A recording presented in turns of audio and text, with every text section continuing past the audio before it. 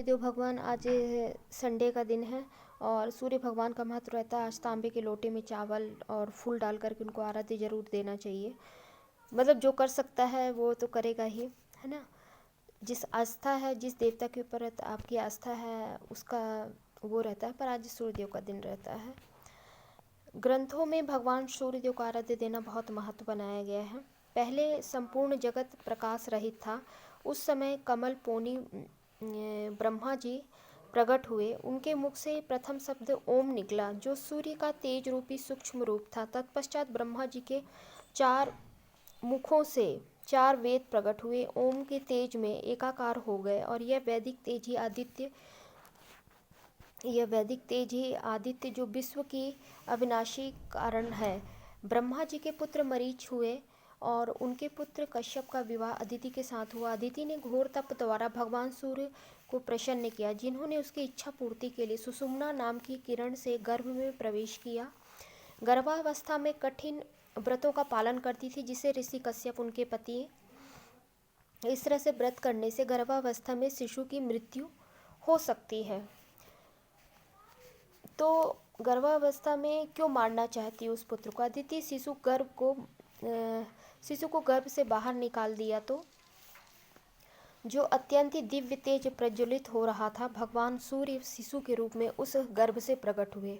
अदिति के गर्भ से जन्मे सूर्य के अंश को विश्वासन कहा गया है। ये सूर्यदेव की पौराणिक कथा है।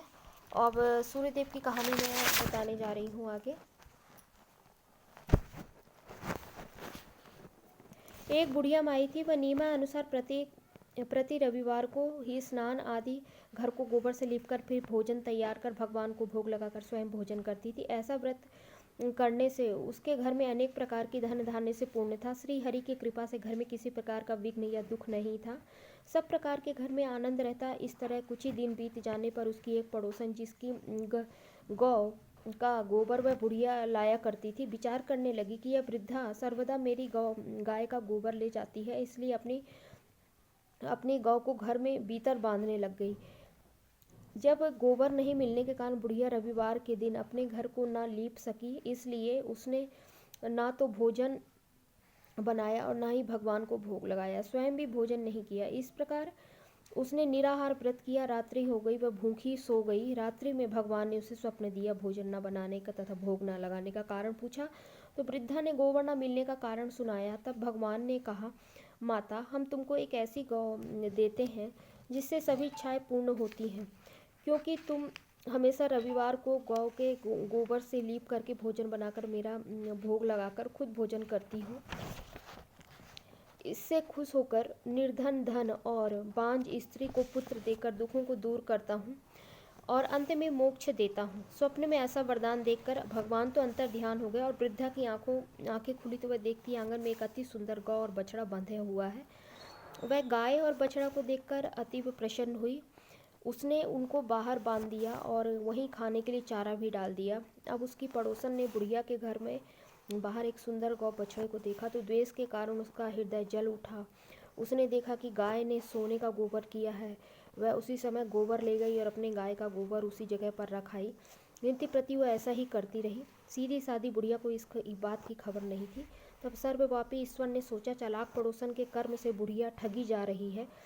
तो ईश्वर ने संध्या के समय अपनी माया से बड़े जोर से आंधी चला दी। बुढ़िया ने आंधी के भय से अपनी गाय और बछड़े को घर के भीतर बांध दिया। प्रातःकाल जब वृद्धा ने देखा गौ ने सोने का गोबर दिया है तो उसे आश्चर्य की सीमा न रही। वह प्रतिदिन गऊ को घर के भीतर बांधने लगी। उधर पड़ोसन ने देखा बुढ़िया गाय को भीतर बांधने लगी है और उसका सोने का गोबर उठाने का दांव भी नहीं चल रहा, तो वह ईर्ष्या और डह में जल उठी और कुछ उपाय न देखा। पड़ोसन ने उससे देश की राज्य की सभा में जाकर के कहा कि राजा की महाराज, मेरे पड़ोसन एक वृद्धा के पास एक ऐसी गऊ है जैसे राजाओं की योग्य है। वह नित्य ही सोने का गोबर देती है। आप उसे सोने से प्रजा का पालन करिए।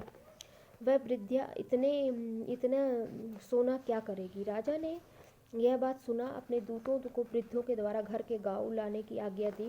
वृद्धा द्वारा ईश्वर को भोग लगाकर भोजन ग्रहण करने जा ही रही थी कि राजा ने कर्मचारी गऊ को खोलकर ले गए। वृद्धा काफी रोई चिल्लाई, किंतु कर्मचारी के समक्ष कोई क्या कहता है। उस दिन वृद्धा गांव के वियोग में भोजन न कर सकी और रात भर रो रो कर ईश्वर से गऊ को पुनः पाने के लिए प्रार्थना करती रही। उधर राजा गऊ को देखकर बहुत प्रसन्न हुआ, लेकिन सुबह जैसे उठ गया सारा महल गोबर से भरा दिखाई देने लगा।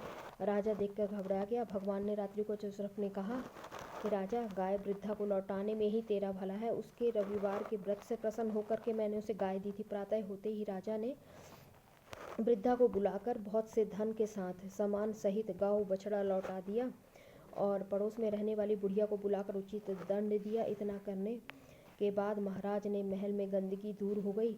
उसी दिन से राजा ने नगर वासियों को आदेश दिया कि राज्य की तथा अपनी समस्त मनोकामनाओं की पूर्ति के लिए रविवार का व्रत रखो। व्रत करने से नगर में के लोग सुखी जीवन व्यतीत करने लगेंगे और कोई भी बीमारी तथा प्राकृतिक प्रकोप उस नगर पे नहीं होता था। सारी प्रजा सुख से रहने लगी।